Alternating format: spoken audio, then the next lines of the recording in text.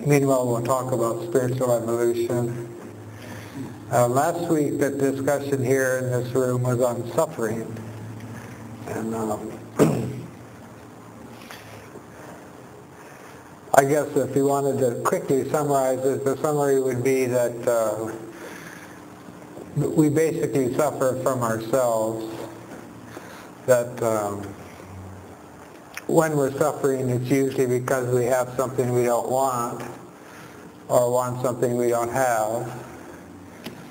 And in both cases, we're talking about wanting. So the basis of suffering is wanting. And of course, we're talking here mental and emotional suffering, not physical. So we talked about suffering at some length and how difficult it is to meet somebody who's happy all the time over the age of 3 or 4. Something seems to happen and the suffering begins. Oddly enough, it begins shortly after the pronoun I is learned. It's been studied.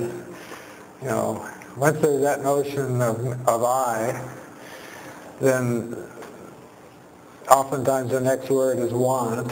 And if that doesn't happen, then there's suffering. Those of you who've had children know this pattern. And we didn't talk about anything about remedies to suffering last week. We just kind of talked about suffering in the human condition, the still sad music of humanity, as the poet put it.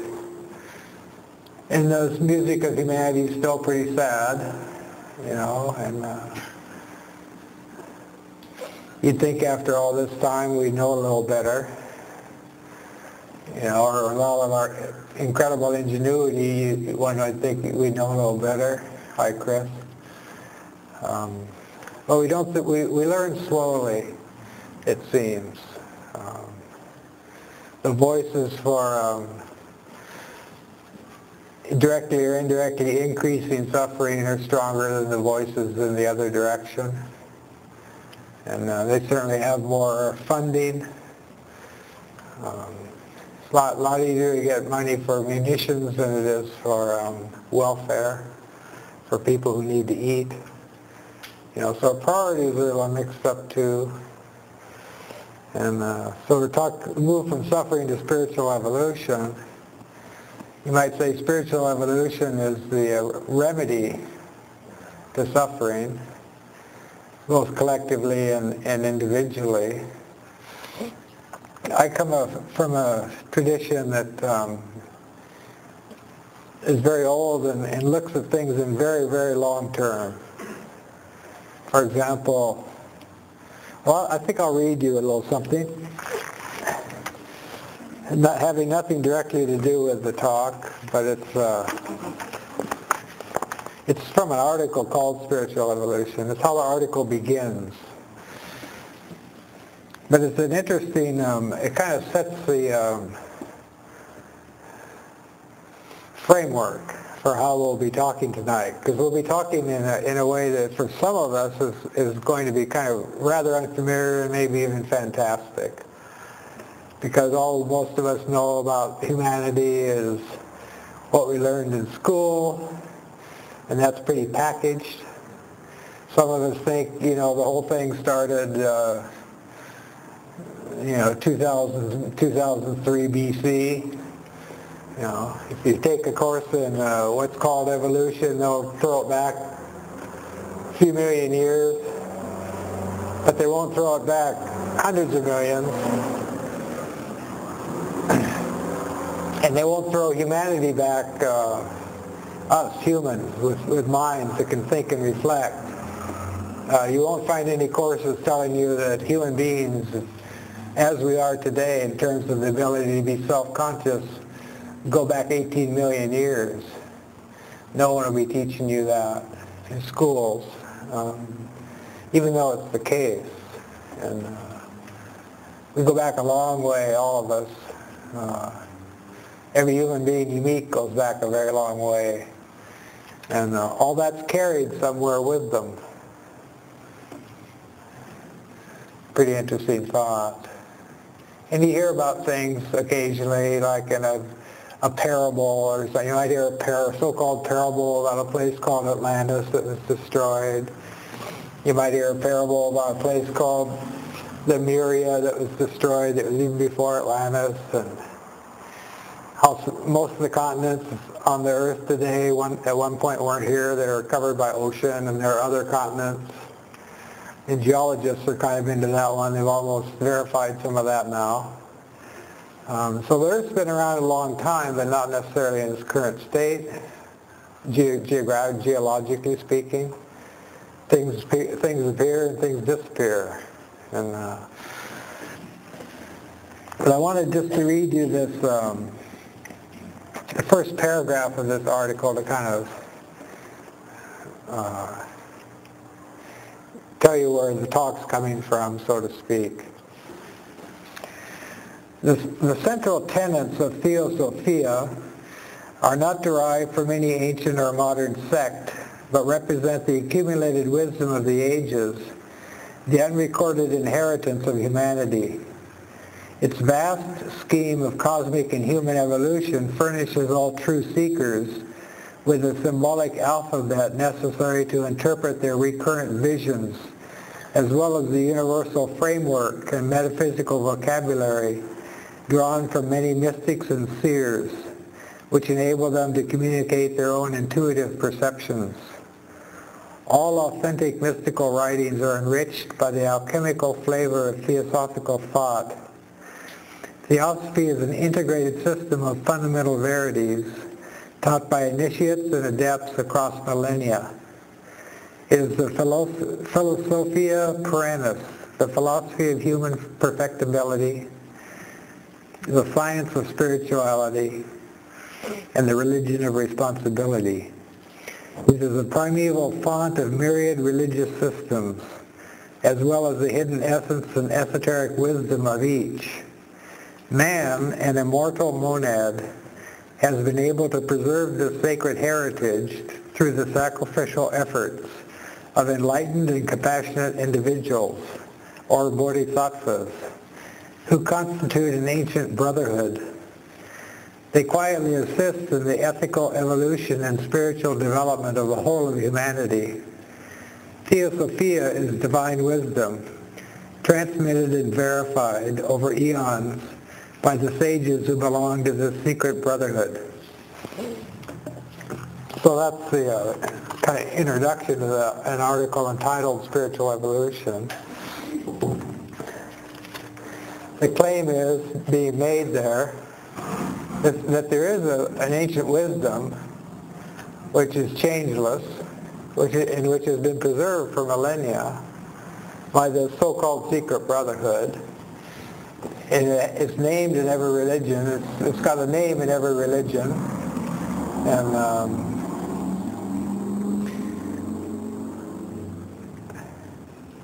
And it got lost.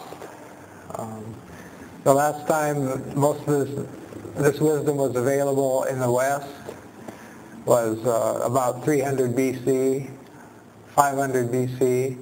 Plato taught it, Pythagoras taught it, Jesus taught it, Buddha taught it. There's a period there, Lao Tzu taught it. There's a period of about 500 years where it was being fairly widely disseminated. Confucius taught it. It's just different expressions, taking those names I just mentioned as examples, different expressions of the same thing.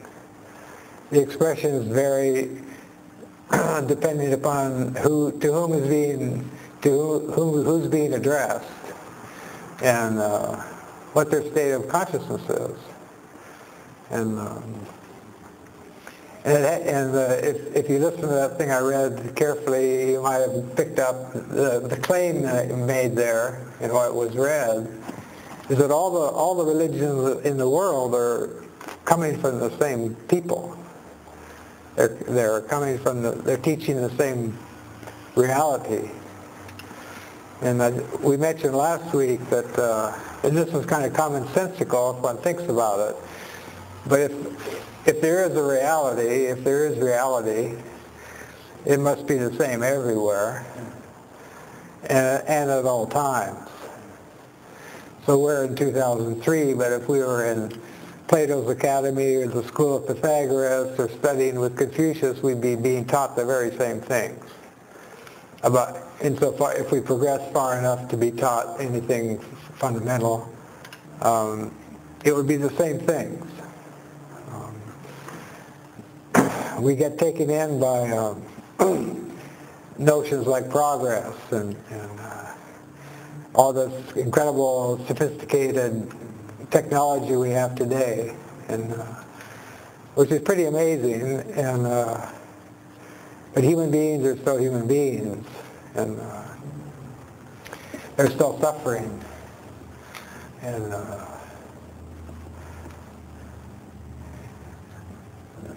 these bodhisattvas that are mentioned in the reading, their whole nature is to be born into a human form solely in order to help alleviate the suffering of the human race, however and wherever they can.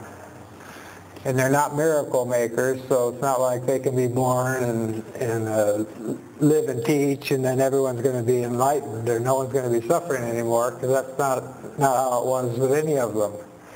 If you study the lives of any of the great teachers, a few people listened, and a lot of people were indifferent, and some people hated them and wanted them dead.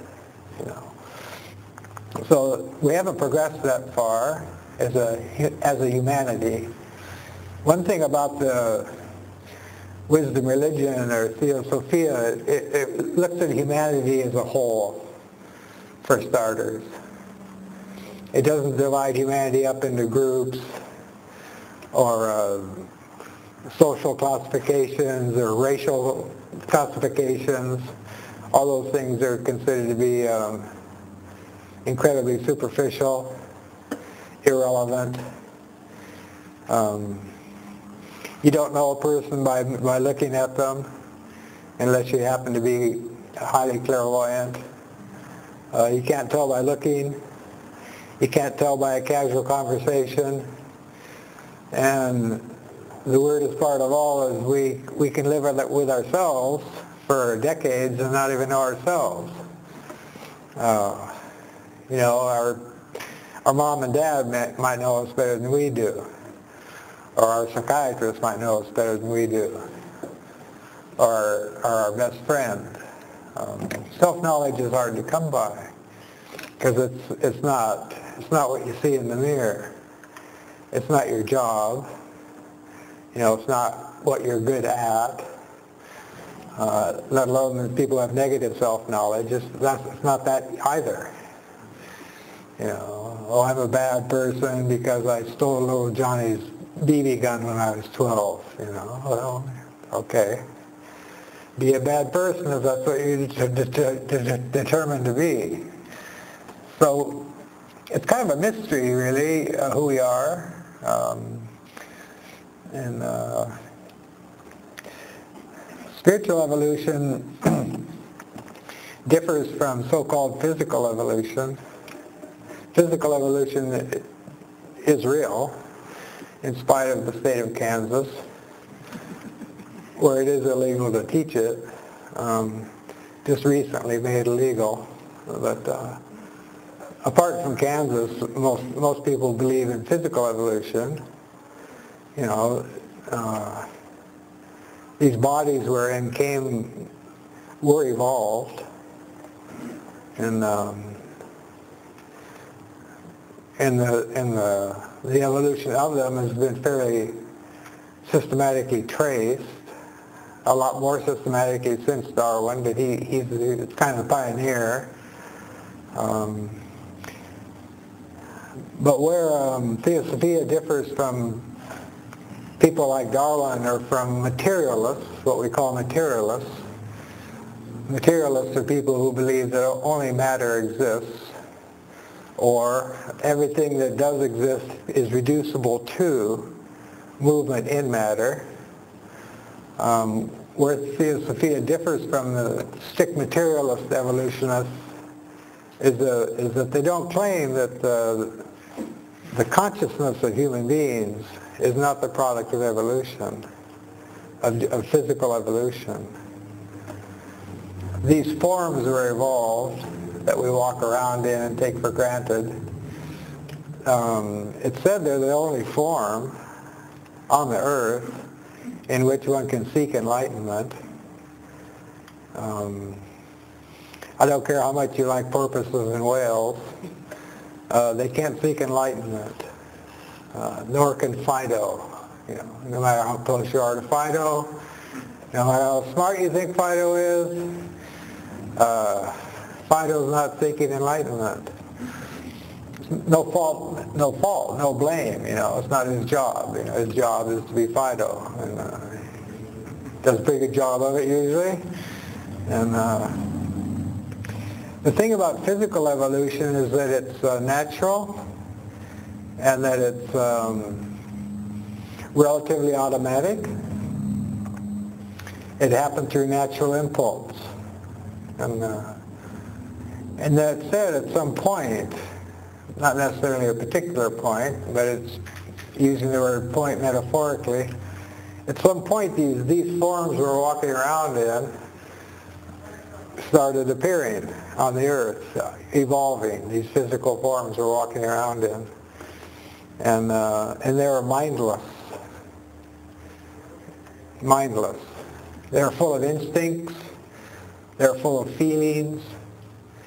They're full of drives. All the things we have in common with the so-called other life forms. Because they have all these things, feelings, drives, impulses. But not that self-conscious spark. Not that thing that can say, here I am. I'm me. And so it's in that self-consciousness that we all have, more or less, we're all aware of something we call ourself. That self-consciousness, according to the teaching that I'm representing, goes back 18 million years. You can't prove it. But that means that human beings have been human in consciousness for 18 million years. We've had that ability to think, that ability to choose, that ability to dream, the whole thing, the whole human enterprise. And some claim that there have been civilizations just as complex as this one that have existed before and, on Earth and destroyed themselves, only to have the whole thing reappear. And the knowledge was retained, what knowledge there was. And but spiritual evolution, we're taught, is not natural, and it's not automatic. That once a being reaches a human form, any evolution, in quotes, from then on, has to be self-induced, and self-devised. Now, rather than using the word evolution, we could say enlightenment, spiritual enlightenment. If you prefer that kind of language, it doesn't really matter what words we use in a sense. You could say progress, spiritual progress. An important point is that the teaching is that once a being's in a human form, there is no automatic progress.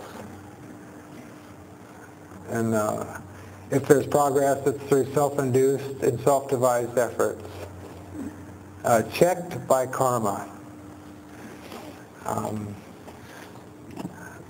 In other words, if we want to learn something, we're going to have to work at it.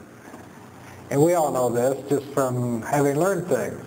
And those of you who learn things better understand better the principle. If you want to learn to play the piano, it's about practicing. And not sitting around wanting to play the piano. Not even praying to be able to play the piano. You actually have to go sit at the piano and practice. I mean, unless you're a genius, musical genius, then maybe you just go do it. But those are the exceptions which we probably shouldn't look at in terms of ourselves. Well, I'll just sit around and hang out and pray for a spiritual evolution, and pretty soon I'll be really evolved. Now, spiritual evolution can be a misleading concept to some, because you get this language, this New Age language of, isn't so-and-so evolved, or isn't so-and-so an old soul, and so, all this rubbish, All of us are old souls. There are no exceptions. There aren't any new ones. It's just recycling. We've all been doing this for eons. And once in a while we get a glimpse or feeling about that. But most of the time we're just kind of trapped in this life that we've got for ourselves. And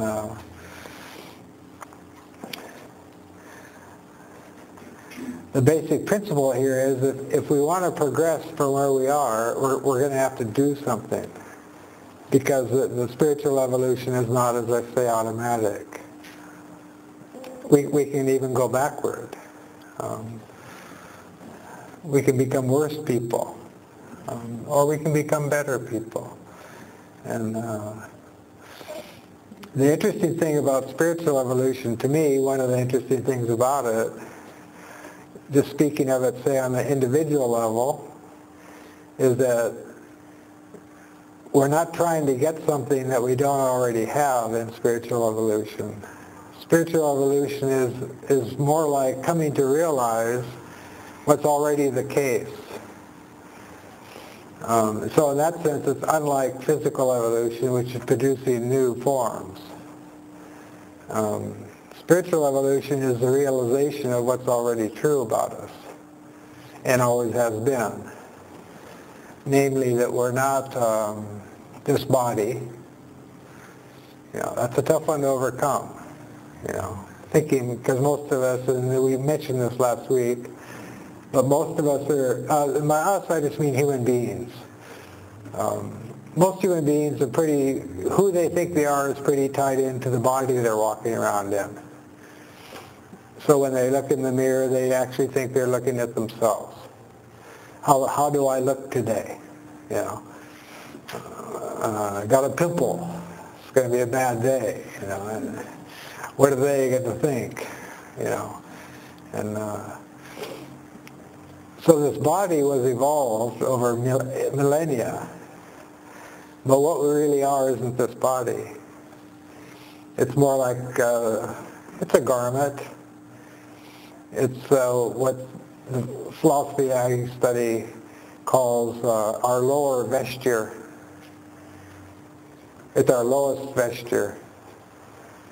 It's like a coat we might put on and take off. We're born into it. And then it grows according to its processes into an adult, if it lasts that long. And we start thinking that's who we are. And we won't elaborate on this because we did last week, but the body also has a name. So then we start thinking that's who we are. I'm Barrett, and I go like this. I point to the body. False. The body is something I have. Your body is something you have. Your name is something you have. Okay. Then we have life. We're alive. That's called prana. It's a universal force of life force. Animals have it, we have it, plants have it. It's what keeps us alive. It's our life force. We're not that either, but it pervades our body. And it has a lot to do with our breathing. And there are various kinds of exercises one can do, if one's so inclined, that have to do with control of the breath, and through control of the breath in certain ways reaching altered states of consciousness, which is not recommended, but it's doable. just by mastering something about the breath. And then we have, according to this teaching, an astral body. It's a body, if you like, it's a body, it's a subtle body, and it's made of matter, but not this matter, more refined matter. But it's a body around which the physical body molds itself. And it's almost been proven by science. Correlian photography can take pictures of it, show you pictures of your astral body, or of something that kind of looks like a body, the outline of a body.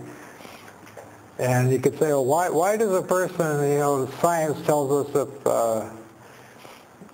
the human body changes, that in the human body there's nothing in it that was there 7 years prior. Every cell's replaced itself over a 7-year period. So why does the person keep looking like the same person? Why do I look basically like the same person I was 7 years before if everything's been replaced? Because the model against which it's been replaced is the astral body, and it's permanent in terms of one lifetime. But that's not who we are either. Something's going on here. And that astral body has to do, on a feeling level, with a lot of our feelings. If you want to think about where are my feelings coming from, it's got a lot to do with the astral body and the plane that it lives on.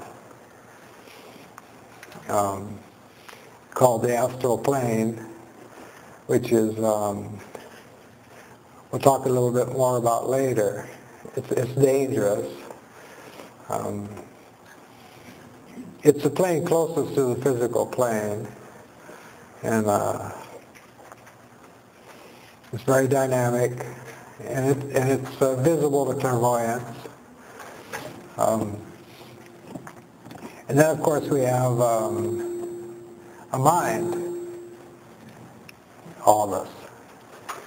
And the mind, the personal mind that thinks in terms of a name and a form, and the life of that name and that form, and its friends and its enemies and all that. That mind, too, is not what we really are. It, too, is something that we have. As we have an astral body, and we have prana, and we have a physical body, we also have a personal mind that's pretty busy most of the time. It's even busy in sleep, dreams, and that too is something that we have. We have a mind, personal mind. Now, spiritual evolution, as we said, is different from physical in the sense that physical evolution is actually progressing somewhere. Spiritual evolution is actually coming to know what's been there all along, which is what's above, just to use a metaphor, which is what's above the personal mind and the astral body and the prana and the physical body. And what's above that? Well, to use a very mighty word, the soul. But in this philosophy, it's the immortal part of us is said to be kind of tripartite, or three aspects. There's the aspect of it that sometimes it has different names in different religions, but every religion has a name for it. But in the oldest tradition, it's called Atma, A-T-M-A. And the closest thing to it would be just, it's indefinable, it's universal, it's like pure light. Pure light. Not the light that we see when it gets light in the morning, but a light that doesn't come and go. And that light is focused down through another principle of the soul called buddhi, B-U-D-D-H-I in Sanskrit, which is usually translated as spiritual intuition. You know, if you've ever had a flash that you thought was that opened your eyes to something that was undoubtedly true and you knew it, that would have been a Buddhic intuition you had. The light's provided by Atma, but the intuition is Buddhi. And then the third principle of the tripartite soul, as Plato called it, because philosophers talk about the perennial philosophy as well as all the religions. Great philosophers do, Plato being one of them. He says the soul's got three aspects. The third aspect is the higher mind. That's the mind that can that's the mind that can think impersonally. It can think thoughts that don't have to do with itself. Abstract thoughts. In the case of the school of Pythagoras, a lot of mathematical kind of thinking, musical thinking. The higher mind is the mind divorced from the cares and woes of the personal mind. It's impersonal. So we all have this immortal aspect of ourselves, which has these three components, so to speak. This is talking kind of clumsily to even talk this way, but we have to put it into words, try to put it into words.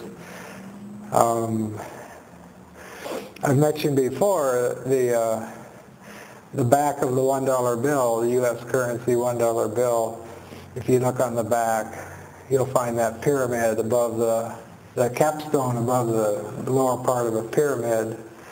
And that's a symbol, very ancient, for what it is to be a human being. The capstone of that pyramid that has the eye looking out of it on the back of the dollar bill, that's when the higher self, those three aspects has been realized by a person. They're living in that part of themselves. They're quote unquote enlightened to some degree, and there's an eye looking out of that pyramid, which symbolizes the so-called third eye, because we only have two under most conditions. And then the bottom of that pyramid, the base of it, which is separated from the top on the back of the dollar bill, is what we have, is those lower elements that we have. So spiritual evolution, it looked at philosophically this way, is to bring the capstone of that pyramid down into the end of the base. If you do a picture of the base and you put that capstone inside of it, with the eye looking out, that would be a symbol for an enlightened being. It's an ancient symbol for an enlightened being.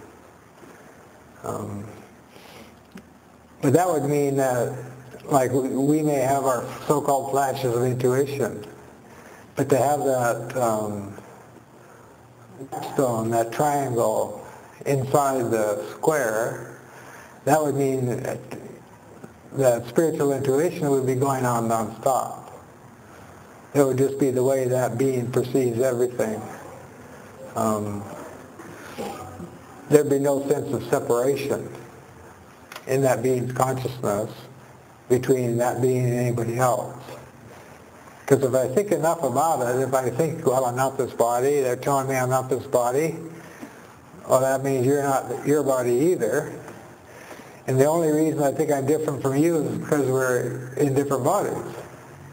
But if we're not into body consciousness, then the difference between me and you might start fading. It won't disappear, but it can fade. There might be grounds for more of a similarity than difference.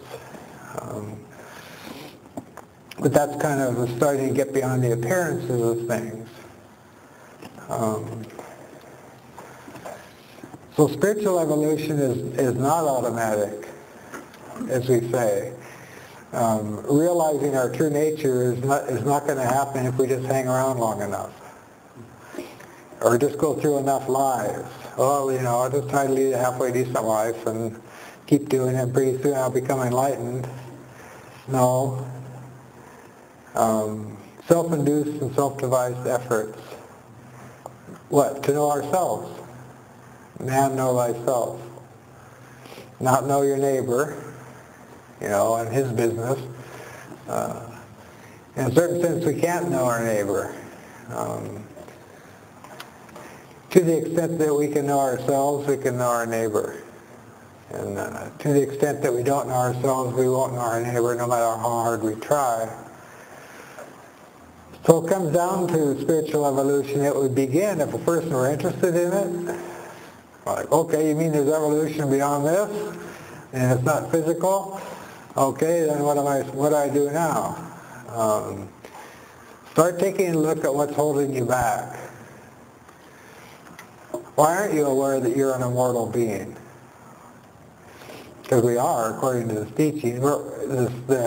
That triangle is immortal. It didn't have a beginning. It didn't have an end.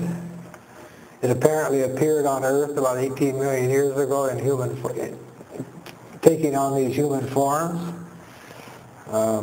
which are very hard to take on, as most of you probably know, have noticed from time to time.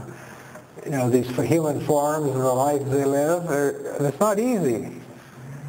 And then you have a mind in there that's thinking about it all, and deciding what it wants and what it doesn't want, what it likes and what it doesn't like. So all kinds of things can go wrong in human form. It's difficult not to get caught up, because you love somebody and they die. Or that's real stuff. That's real life, and it's hard not to. You can't just shake it off sometimes. But if the person you love who died, if you believe they're an immortal being, always have been, always will be, but in and out of human form, it's a little easier to take. They haven't really died. The body died. The part you knew died. The part you had access to isn't around anymore. And that's sad. It's difficult to, it's difficult to go through those things, unless one just doesn't care, And so a lot of spiritual evolution, if a person wanted to move toward it, or move toward enlightenment, or move toward becoming more human in the deep sense of the word, it would involve looking at one's, taking a very serious look at where is my mind other than looking for spiritual evolution or spiritual enlightenment? What's in my way? And in this sense, self-study is important. And self-study is oftentimes not fun, because there's the lower four elements of ourselves are parts of all these planes. There's seven of these planes, if you put it in terms of planes. And the lower four are very chaotic. They're universal. So everything we do is interacting with everything that corresponds on that plane. If we get angry, our anger goes out and joins a bunch of other anger going on. And if you study something like social psychology, you get pretty interesting studies of how this works, like with mobs and groups. It's like a bunch of people putting it out there. It can get bigger than some of the parts.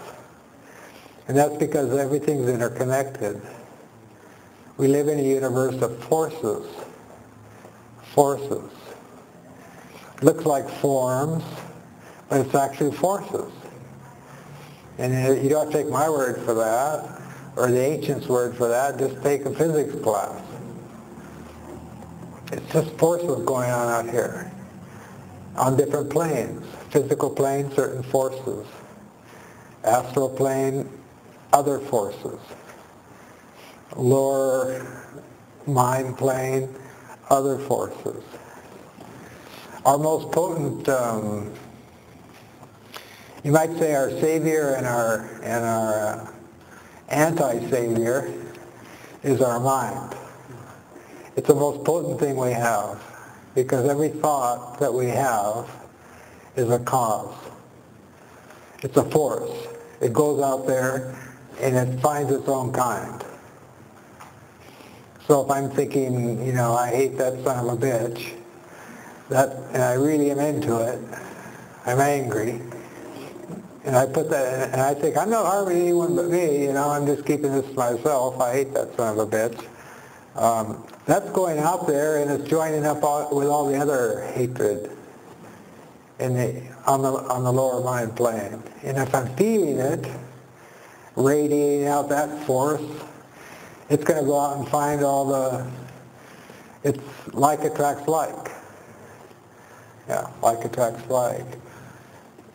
So we can save ourselves or condemn ourselves just by what we're doing with our minds. So the only way we need to move towards spiritual evolution is to start thinking thoughts that are compatible with it. Which means there's a lot more to it than, even if a person has some kind of practice that they do, meditation or chanting or prayer, that's good. It's always good. But how many minutes out of a 24-hour day does that practice take? And what's going on the rest of the minutes? And that's the critical question. Because we're putting it out there 24/7. We're thinking, we're feeling, we're either moving, as Gandhi says, you're either moving forward or you're moving backward. There's no stasis in the universe of constant change. So we're either using our minds and our emotions in such a way as to move toward the light that we talked about, the Atmic light, or we're using our minds and emotions to move away from the light, more into the shadow. And it's not like either or, because we all have our ups and downs. We can probably all remember times when it looked like when we were kind of moving toward the shadows, and maybe didn't even give a damn, like the hell with it. I don't care. I'll deal with the karma when it comes up. And so we all know something about what it's like to move toward shadows, but we probably all know what it's like to move toward light.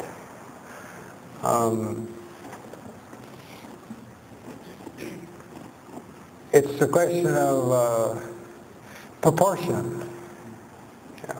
Can we get 51% of it moving toward the light? That would be good enough. That means there's some progress. There's going to be some progress. So 51% of my consciousness is moving toward the light. Whatever that means. It might just mean a smile at somebody rather than a frown. It takes many forms. Now, if we're talking about spiritual evolution of humanity rather than oneself, we're talking a very, very, very, very slow thing. Very, very, very, very slow thing. I mean, I make jokes about old places like Ojai and Sedona and all these places where everybody's enlightened and has nothing further to learn. But if you look at humanity as a whole, or if you just go out and walk out of this building and look across the street, you're not going to see a lot of spiritual evolution going on. Yeah. So it's a very, very slow process. And for the most part, mankind is not particularly evolving spiritually. And if that comes as a surprise to you, just watch the news tomorrow night and see if you see a lot of evidence of moving toward the light. It's just not happening. Now the nice thing about this ancient philosophy, which I read you that paragraph from, which claims to be ageless, is they're in no hurry.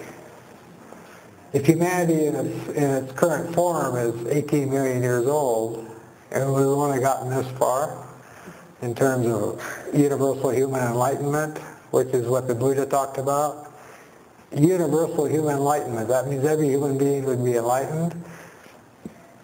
It's like never going to happen. And yet there are beings that take vows to continually be born here when they don't have to be born here anymore in order to help mankind, help lead mankind toward universal human enlightenment. And that's a pretty noble undertaking. In the reading I read you, that paragraph, those are the Buddhist language, those are the bodhisattvas. You know, total compassion. They've spiritually evolved to the point where they no longer have to be in a human form. Because, you know, it's not who we are, it's not what we are anyway. It's not who we are.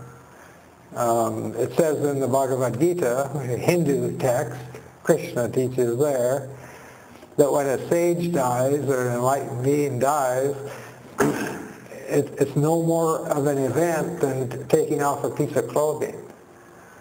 It's like when you go home tonight and get undressed, it's not like a traumatic event. You don't lose your identity. I mean, unless you think you are what you're wearing, but probably no one in this room is quite that far gone. You have to go to Rodeo Drive to find that one. You know, I can't get undressed, I won't know who I am.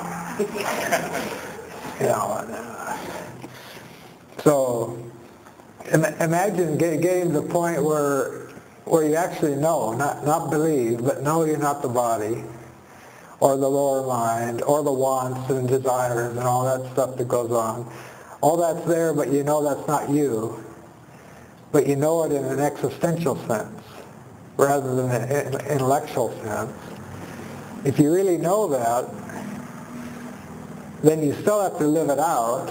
This body's still got some time left in it, and it's still going to experience whatever it has left to experience, but you won't take it personally anymore. And when it dies, the body, you're free.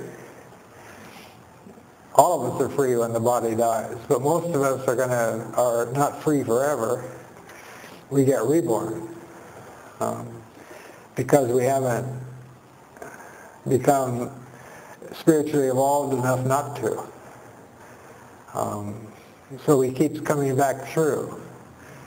And so to imagine beings who don't have to do this, you know, because human life isn't that, it's cool, but it's not that cool really all the time. I mean, yours might be cool, you know, but then if you turn the news on, it's just not that cool what's going on. It'd be so nice just to be in bliss.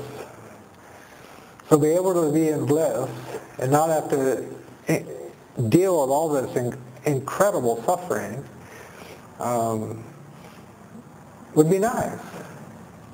So to be able to not have to do this for eons and just live in a state of kind of live in that light we talked about, to have that option and turn it down and say, no, I'm not going to go into that light. I'm going to choose to keep being born for the sole purpose of helping other people find that light. And I know that being born is going to involve in trying to help people find that light. I know that most people won't be interested. 2, they'll think it's a bunch of hogwash. 3, I'll probably have attempts made on my life for even bringing it up.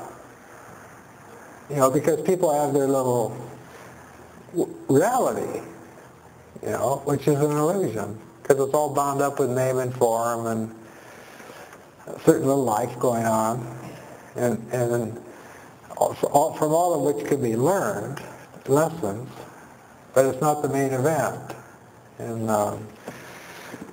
the book Jonathan Livingston Seagull, quite a few of you probably read that book, but it's just a seagull that happened to learn he could fly, because he lived with a bunch of seagulls that just walked around the beach all the time.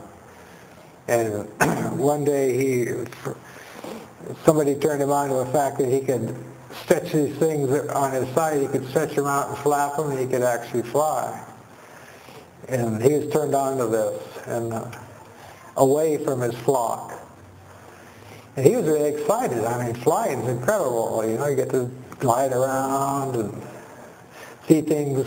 You got a much better picture from when you get a little altitude. You get a much better perspective on what's going on than if you're just land-bound.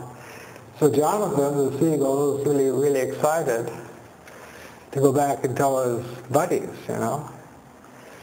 And they don't believe him. They tell him he's crazy. And furthermore, he said, well, just try it. All you got to do is stretch these things on your side. Just stretch them out and flap them, and you can see for yourself. And they refuse to try. And they won't try because they know it won't work if they did try. See? And this is the problem Socrates pointed out of double ignorance. He said double ignorance is what mankind suffers from most. He says it's the cause of most human suffering. It's thinking I know when I don't. I know I can't fly, therefore I'm not going to even try this thing because I already know it wouldn't work if I did try it. Yeah.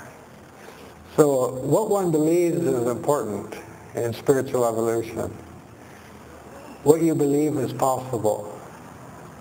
We live in a system where people are unfortunately not given a very high opinion of themselves. We need to teach people that they're mortal beings in mortal bodies, and that they can actually get in touch with those aspects of themselves that know. Because if we're mortal beings, that means on that level of ourselves, we actually do know, we actually are wise. If we could get in touch with that part of ourselves, which everybody has. Everybody's got it. Everybody in Ventura, everybody in Beijing, everybody in the place you hate. If there's some places you hate, they're all immortal beings.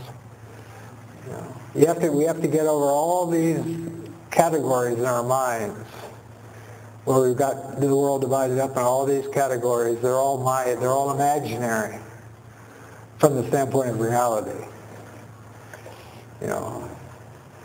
The lowest human being, quote unquote, the lowest human being you'll ever meet is as immortal as you are. And maybe even wiser if you take the time to have a conversation. Because that's the other interesting thing about being human and spiritual evolution is there are spiritually evolved people around. And it's a matter of degree, almost infinite degree, by the way. Even enlightenment, so-called, this word that gets thrown around, which shouldn't, but does. Even enlightenment's a matter of many, many degrees of it, from a little light to pure light, like a Buddha. But there are degrees of it. And they're remarkable people all over the place. Some of them know they're remarkable, and some of them don't. But if a person believed in spiritual evolution and believed that we're all immortal beings, and that the task isn't to become immortal, but rather to realize that we already are, think of how that would affect someone if they were teaching children. Looking at their class that way. Okay, these are kids. These are little kid bodies, but these are immortal beings I'm talking to. And they know a lot of stuff they don't know they know. So maybe if I'm a clever teacher, I might be able to turn them on to some of the stuff they already know that they don't know they know. That's where these children's stories are good. For, children's stories. There's a lot of stuff in there that it turns them on to stuff It has to do with the mysteries. It has to do with the mysteries of being. You know, things like giants and buried treasures and princesses to be rescued and all the bad guys in the way. These are all speaking to the immortal parts of people, little kids. You know, it's Walt Disney, for example, was very involved in this philosophy I'm talking about, and almost all of his children's things, he was consciously appealing to the souls and children, consciously, on purpose. Fantasia, you know, the ins and outs of spiritual seeking. You know, Mickey got a little ahead of himself. If you do find a teacher, you know, you better listen. You know, otherwise, you know, you end up like Mickey with all those pails and brooms and water everywhere. Yeah, little knowledge is dangerous. So it comes down to, as Plato taught, Plato was said to be an initiate, one of these bodhisattva type beings. He said it all comes down to reminiscence. What we have to do is reminisce, and there's something called remembering that we all do. And that's just like, you know, when some memory just pops into your head through some free association thing, and you get a memory of something. So we all know what remembering is. Plato says that's a function we all have. We also all have the function of what he called recollecting. And that's where you set out to remember something and do so. It doesn't just pop into your head, you actually recollect. You go back and find it. And that's pretty familiar to most people. You know, you can remember yesterday, recollect yesterday. If it just pops into your head, then you're remembering it. But if you go back and find it, you're recollecting it. Recollecting it. You're collecting it again. But then he said there's reminiscence. And reminiscence is when a person has a moment or a series of moments where they actually remember something that the soul knows. And those are when we have our intuitions or our mystical moments or our visionary moments or our flashes or whatever we call them. Those are the examples of what Plato calls reminiscence. And the whole purpose of life, he taught, is reminiscence. Is to get back in touch with what we already know. But we can't do that if all of our attention is geared to recollecting and remembering. Yeah. So we have to kind of look beyond the apparent. Any questions or comments so far? Huh?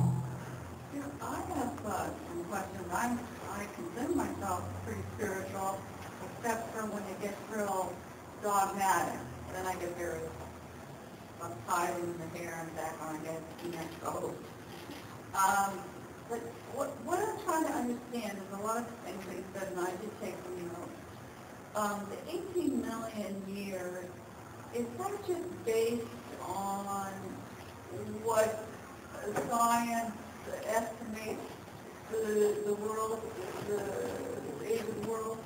So no, that 18 million years is a claim made by certain teachers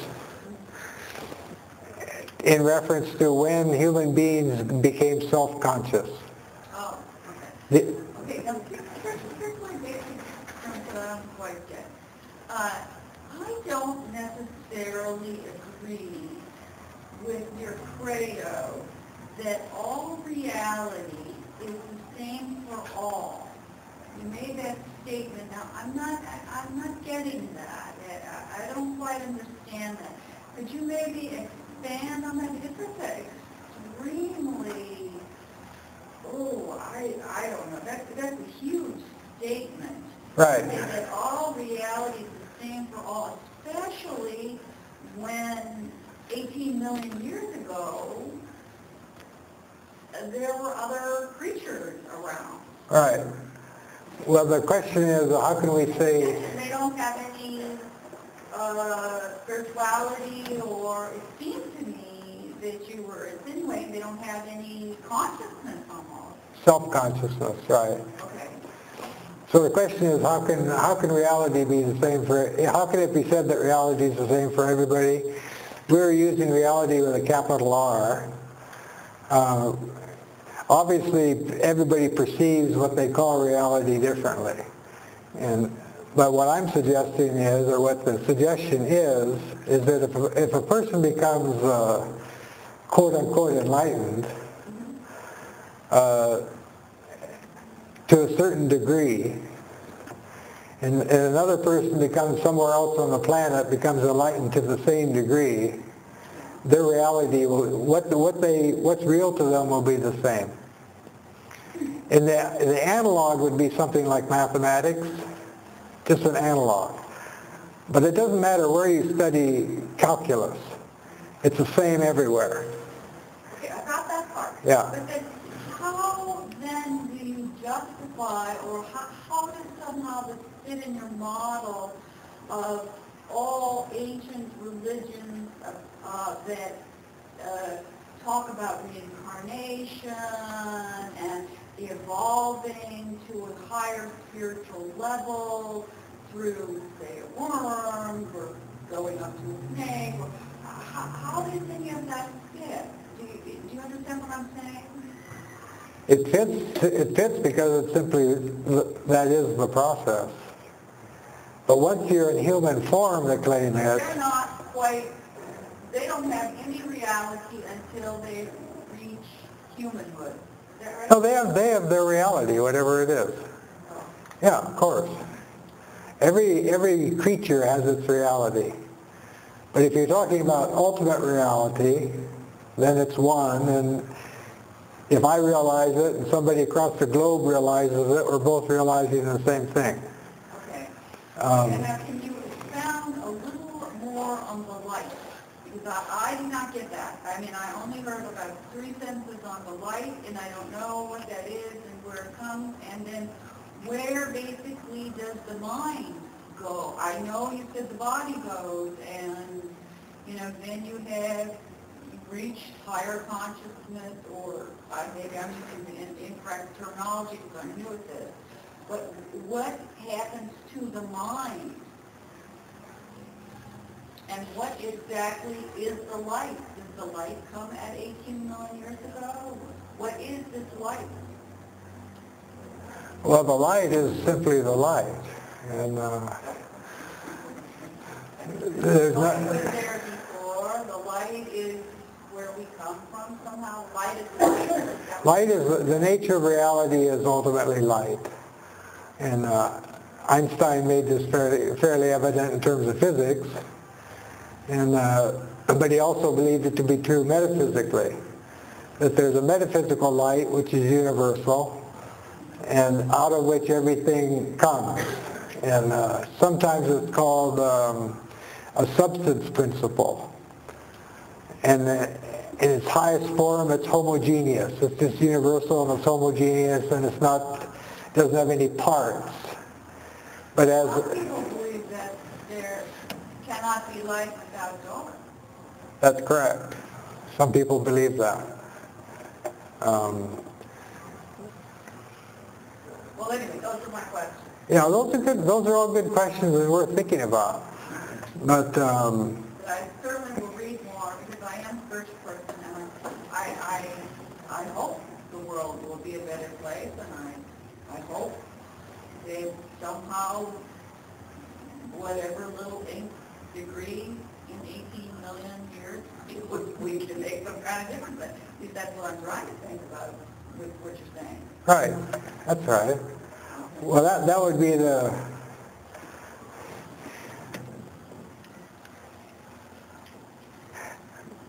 It would be nice if more people had that point of view.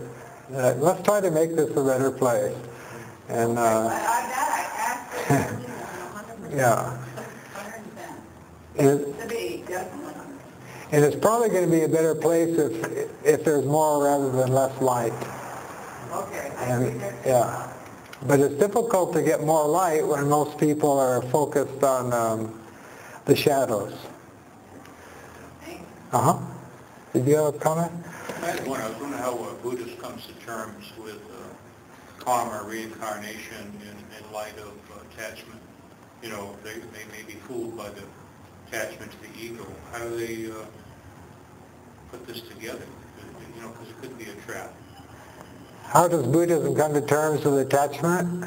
Well, you know, the idea of reincarnation or karma, Right. you could interpret as a form of attachment to the ego, something that wants to come back and come around again. Right. And how does the Buddhist, or anybody, how do they come to terms with this? Because you could be fooling yourself. You could be fooling yourself. Yeah. That's the double ignorance thing of Socrates, thinking I know when I don't. That's fooling myself. Modern psychology calls the same thing, the same state, self-deception. So sure, I can be fooling myself, and there's really nothing to come to terms with philosophically. It's just that whatever attachments I have when this body passes away, whether I know I have them or not, during the process of my dying, I will become aware of what I'm still attached to, and my rebirth will involve those attachments because I still have them. That's why that's one of the reasons spiritual evolution is not automatic. Because the only way I can not be attached to something is by thinking it through to the point where I'm no longer attached to it, by letting it go. So my attachments are what bring me back here. Unless I'm one of these beings who's here by choice, which is said to be very rare, most of us are here because of our attachments in previous lives that were not overcome.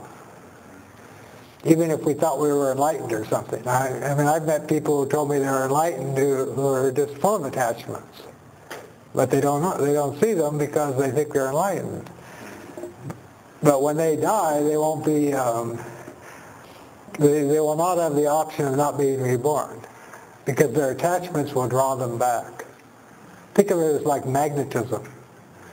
And because it's not only a world of forces we live in, but you could say it's a world, we live in a world of electromagnetic forces.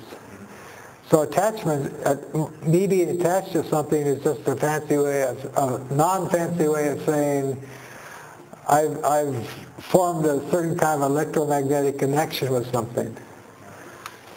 And that's not going to go away just because I wish it to go away. You know, it's going to take some doing. If any of you have ever tried to overcome some attachment, it's not easy. If it's a real attachment, you know, like to a person or to a habit, to a certain way of doing things, change does not come easily. You know, that's another thing that argues in favor of spiritual evolution not being automatic. We have to do it, and just little teeny step by little teeny step. Yeah. Most people are in a hurry, which is why the people who promise that they can get you there in a hurry get pretty big audiences. You know, yeah. There's a guy a few decades ago that called what he was doing the jet age method. You know, you don't have to do it the old way. You do this, the jet age method. You can be there in like a year if you just do this one thing every day. You know, well, it's phony. There's no fast way to do it. If you went to a piano teacher and you knew no piano, and you said, I want to learn to play the piano, I want to be, and I'm willing to practice, and I want to be really, really good in 2 months. They'll say, go somewhere else. You know, it's going to take years. Maybe you don't even have the potential to be good at the piano. They might tell you, break your heart. You know, there's a certain sense of realism that's come into the picture. If a person wants to get serious about this so-called spiritual evolution, it's like, what does it make sense to me for me to actually try to accomplish in this lifetime, given where I'm at right now? What's a realistic thing for me to try to do between now and whenever this body's going to die? And that'd be a real good question to ask oneself. Because there are a lot of unrealistic things a person could try to choose to do that wouldn't really help very much, and there might be other things that were quite simple that they could be doing that would be helping quite a bit relative to future lives and so forth. But that's a good question. But attachments are what bring us back involuntarily.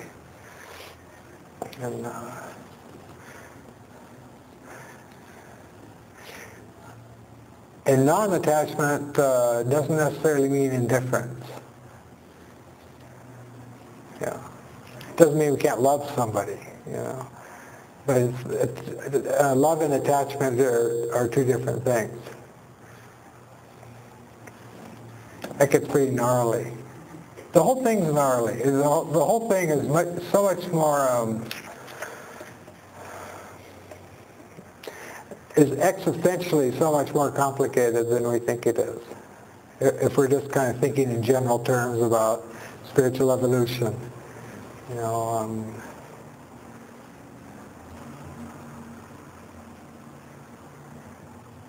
I mean, Abe Lincoln said, I reckon everyone can be about as happy as they choose to be. Well, there's a good place to start. You know, you get up in the morning, you know, okay, I think I'll be happy today. So I'll see if you can pull it off. See how long it lasts. But don't kid yourself. Don't tell yourself you're happy when you're not. That's not fair. But, you know, I'm really going to be deeply happy today. Well, that's hard to pull off if you're already not there. You woke up in a bad mood to begin with, you know. So that's where it's good to if one's serious about doing something with this life other than materially or externally, it's really good to take kind of an inventory of where I am, where am I now? Where am I starting from? You know, what are my liabilities? What are my good points? What can I build on? What do I want to maybe eliminate or at least minimize? And actually, you can actually write things down. But that would be getting kind of serious about it, to actually put something down on a piece of paper, you know, and then go back to it 6 months later and see if it's foreign territory, you know. A lot of it just has to do with perseverance, and if you're trying to do a particular thing that you think moving in the direction of more light, the main thing to keep always in mind is just perseverance. You just keep trying.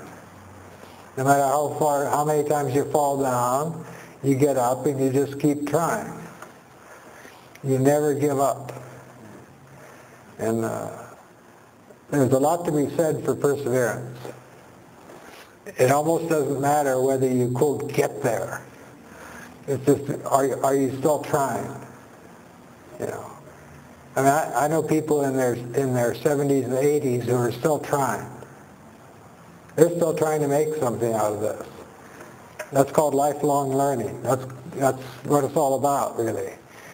You know, I know an 80-year-old woman who's still working at it. And no pretensions, you know, but she's still trying. You can learn something every day if you want to. Yeah. Often in the least expected place. Yeah. Yeah. talked a little bit about the path of liberation and the path of renunciation. Last week. Right. And obviously that's, connected to, what you're talking about today. You talked quite a lot about, the beings, the people that want to come back, to help everyone else do that. All right. Would you say that desire from the get-go, that, connectedness of us all doing it together, would you say that would help in that endeavor of spiritual evolution? Yeah. Because it seems to me that if, the desire to spiritually evolve is from the get-go, if it's potentially a, self-serving endeavor, even though we're trying to do it as an individual, just by having that surface desire to do that might prevent that from actually happening. That's correct. If you reread Plato's allegory of the cave in his book, The Republic, you'll find him saying in there that because there are beings in that allegory who get out of the cave into the light, and they're the ones that get out into the light, and they're home free, and that's it. But they're the ones that get out into the light and then turn around and go back into the darkness, so that they can help the people still in the darkness move toward the light. And he says in there, if you read it, and it's 500 BC, he says the only reason or the only motive that would get a person to go back into the cave, having seen the light, would be that was their motive when they were first in the cave and wanting to get out. It has to be their motive all along. I want to get out in order to help other people get out someday. Otherwise, if they get out, they'll never come back. Why would you come back into darkness when you're in pure light? So you're right. If that's not the motive for the whole enterprise, then the person won't come back. So that has the motive. It's like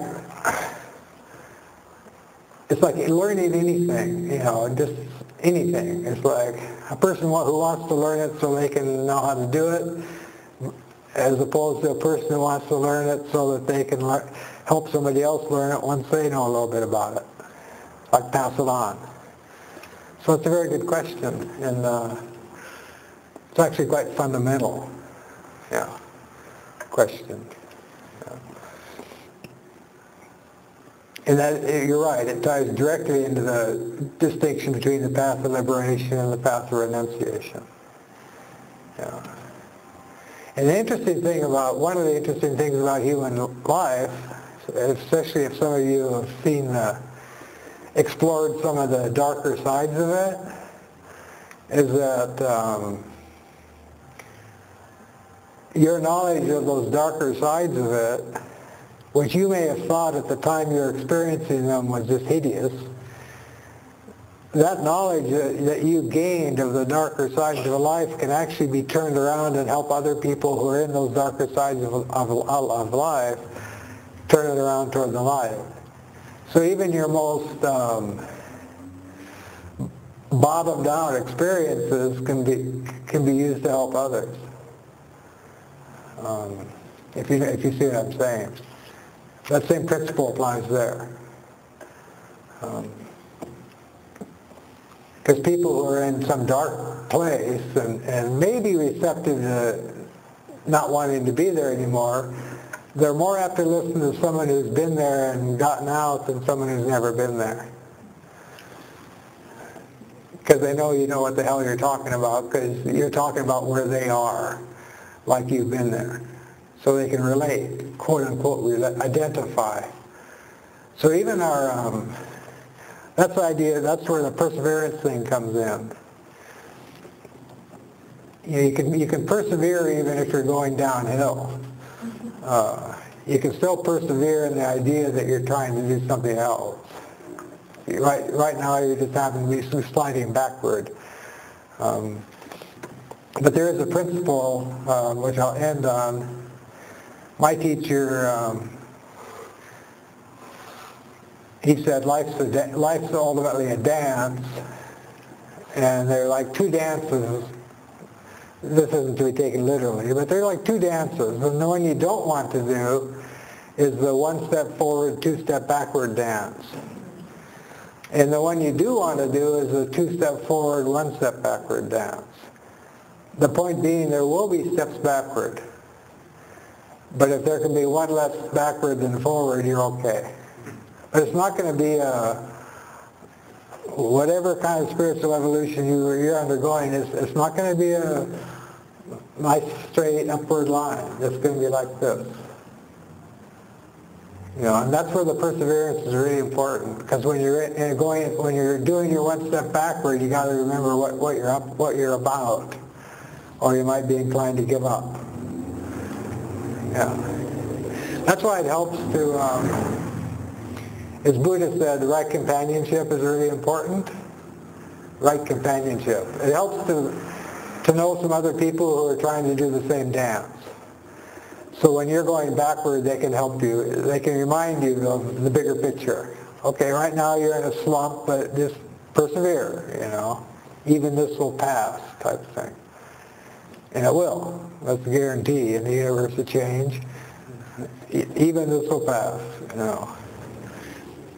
So I guess that's about enough evolution for one evening.